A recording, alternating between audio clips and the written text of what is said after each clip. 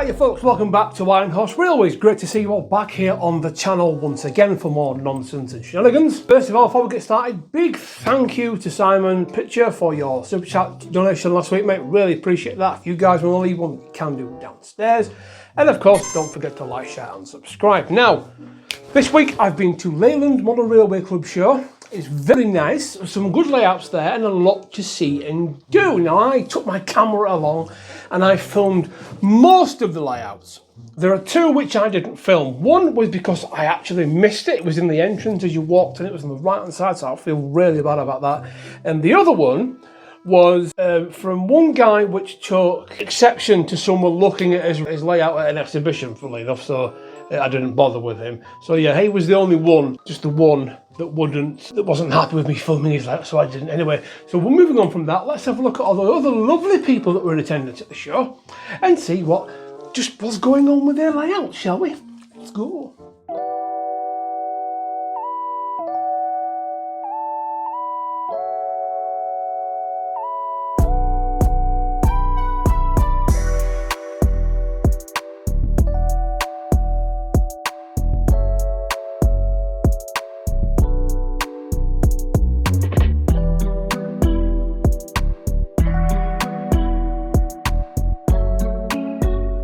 So first up on the list is the CSX themed Rensville, which is your quintessential American switcher style layout. And the gentleman which was operating this was very friendly and very helpful with telling me all the bits and pieces about what went into making the model, and was even kind enough to invite me back to operate and play with the layout himself. Sadly, that never came to fruition as I got so busy and swept up with everything else that I didn't get a chance to go back, unfortunately. But what I do like in particular is the attention to detail we have here. We have the little bits of graffiti underneath the flyover or the overpass, if you're an American. The chap was telling me he was going to put some little bits of graffiti artists with little dirt bikes up against the wall to further flesh out the scene. And the weathering on all the bits of pieces in the scrapyard and the digger there, whatever it is, really do help the whole thing stand out and come together rather nicely. I particularly like the shunting movements, which were all hands-free. This gent has managed to make the infamous KD couplers actually work hands-free, which is a marvel which has always managed to escape me. But at the same time, I do admire when people can get it right.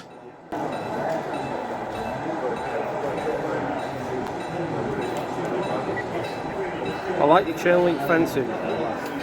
Wolfers.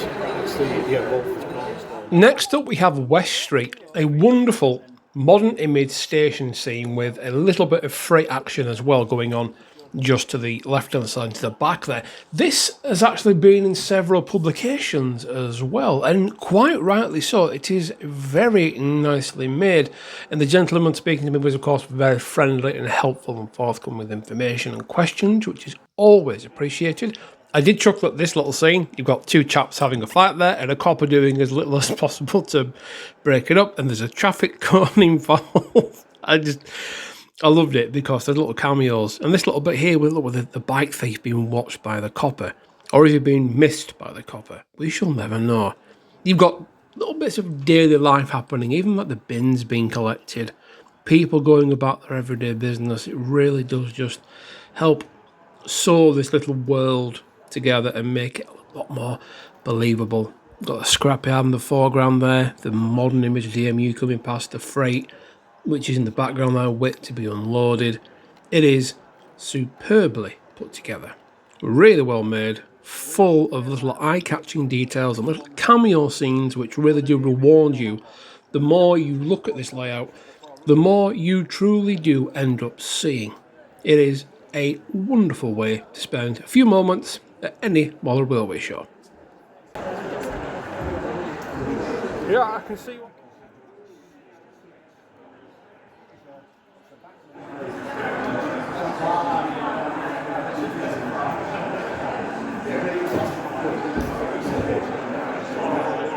Next along the list we have Port William, another railway modeller magazine layout of note, opening up with a beautiful shot of the little N-gauge Class 14 teddy bear there just sat at the diesel fueling point.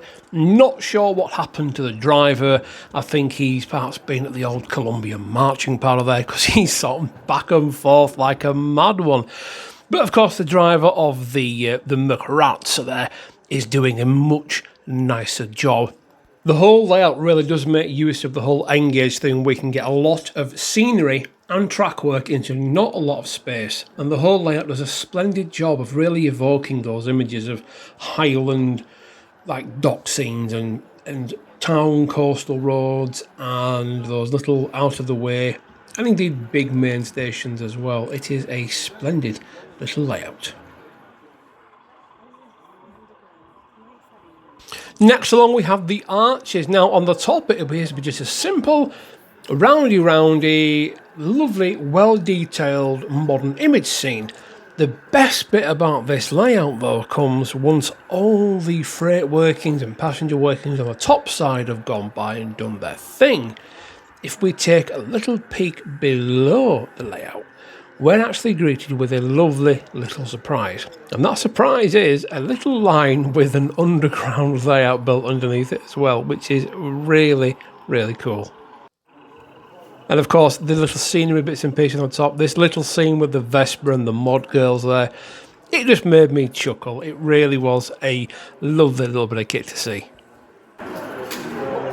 Now for the next one, do suspend all reality at the door. This is Rock and Rail, and this is the best way I can describe it is a Flintstones theme, but not the Flintstones for copyright reason, dinosaur based, narrow gauge on double gauge layout, and it's just like a fever dream of wonder. It's got interactive bits for kids and indeed grown-ups to press, like the little dinosaur on the running wheel there, which powers the mining equipment. You can see just in the background there the chap working on the cliffside. It's full of little things like this, and it really does bring out the joy in model railways. There can be a lot of bitterness in this hobby. A lot of people are ready to poo-poo things and be miserable and exclusive and what have you, but this layout just, it brings out the child in you, and it needs to be celebrated. And I really do wish more people would do silly things and daft things and wholehearted things just like this. That's cracking. Now slamming ourselves back firmly to the ground in reality, we have Newport Goods, a wonderful O-gauge layout which has a lot of shunting potential. Now, the thing that remarks the most for me about this layout is the fact that it uses proper instantler and 3-link and screw-link couplings which actually work. You can adjust the tightness on the wagons by using the screw-links on some of the locos there, and it's absolutely fantastic. When I was speaking to the gentleman that were operating this layout, he said that it's actually his first attempt at an O-gauge layout, because he usually models EM and N-gauge, so I think it is a splendid and a downright super first attempt at this scale. O-gauge presents its own challenges, like uncoupling for example, but as you can see the chap had a lot of practice and got this very right. Now the next layout on our little list is one which had a lot of animation in it, and you'll see what I mean by that when the footage continues a bit later on, but I didn't get the name of the layout. It didn't seem to have one on the board, so I really do apologise folks for missing the name of this, what is actually a fabulous layout. And like I said before, animation really is the key here. We have a properly operatable crane which moves the goods load back and forth along the dock line there. Really cool. They tried to work with hooks, but magnets seem to be more reliable in the end, which is fair enough. You have the little signals which indicate when the warehouses are open and when the running lines are clear. So much detail, and of course everything's dirty and grimy, which we all know the real railway is based in filth. Funny story, the operator owner said he used dried tea leaves for his ballast and his scrubland, which is something I've used before, and it's a fantastic little bit of advice. But now, if we focus on this little goods loop door here, guys, you will see in just a moment, and you're probably going to guess what's going to happen, but the door actually opens. It's all motor driven with gears and runners, and I was lucky enough to be invited behind the layout to see how all this works. It's Super, super cool. And it doesn't end there, because you've got a rotating wagon turntable and a little steam shunter there. And to make things even better, the door at the back opens up as well. That's motorised, so you can shunt wagons in and out of the warehouse, not only left and right, but forwards and back. It is absolutely dripping with operational potential. And of course, there's a working coal tippler as well. This layout really does speak to me in terms of what can be done with a little bit of thought and not a whole lot of size and space in 00 scale. Fantastic.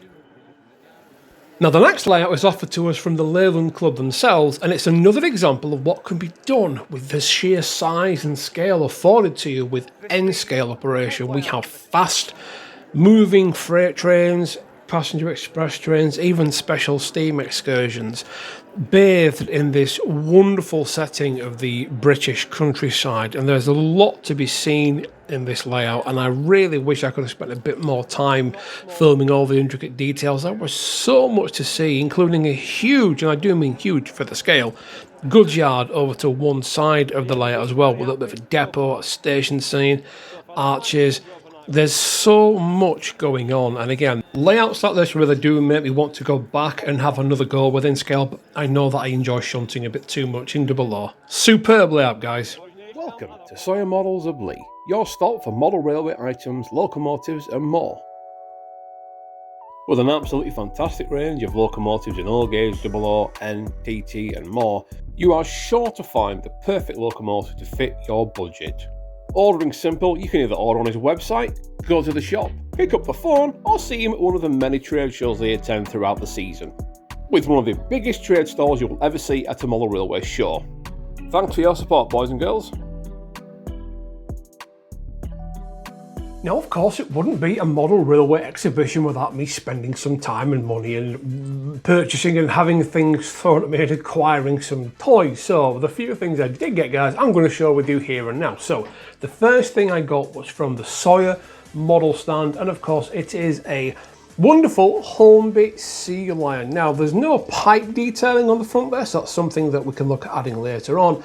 But it's quite an interesting story behind this, because there's sea lions and the sea cows, and from what I can gather, the main and only difference between the sea lion and the sea cow ballast wagons is that one of them is simply air braked, whereas the sea lion is dual braked. I believe it's air and vacuum. And since this is going to live on my heritage / preserved line layout as part of the maintenance of way crew and engineering train that makes its way through, it's going to get weathered and it's going to have a lovely home, so I can link it up to both my air brake stock and of course my vac brake stock as well. So really looking forward to getting this weathered up.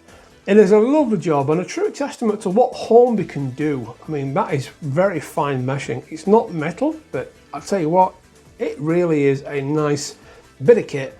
I'm happy with that, and once we get that scabbed up and weathered, it'll look really, really cool. So, super happy with that. What else did we get? You'll notice some boxes over here. Now, these are from Neil, my good friend at Edwin's 3D. And he saw me and said, Craig, I knew you'd like this. As soon as we finished developing it, I knew you'd like this. So I was really surprised to see what was in this box. And actually, guys, what they've developed is, pardon me because this wrapper's going to rattle, it's a lovely, Mark Hallcraft is a genius designer. It's a 009 fueling depot for the diesel locomotives, but because it's 4mm, let's open this bag up. Because it's 4mm, you guessed it, guys, this will work alongside your 00 stuff as well. And this little shelter is really finely moulded. All the detail on the tank there at the top, the ladders, even the supports underneath, there's detail on there as well. It is super, super detailed. Now, I've got to clean up the aftermath of the 3D printing process, so there's a few like spurs and things which need removing, which is easy enough to do with some tweezers, which I should have around here somewhere. But I'll give that a quick wash and then a paint up, and that's going to look absolutely superb, because eventually I will be getting involved with 009, but to be honest with you, I like that so much that it might just have to go on the diesel depot over there. Now, I've already got two two diesel depot fuel point things on the layout already, but this might just have to go at the side of the engine shed because that just looks absolutely superb. They also developed this double engine shed which they want to me to put together, but it does come in the form of a kit. So I will show you the kit, guys. Put the box over there.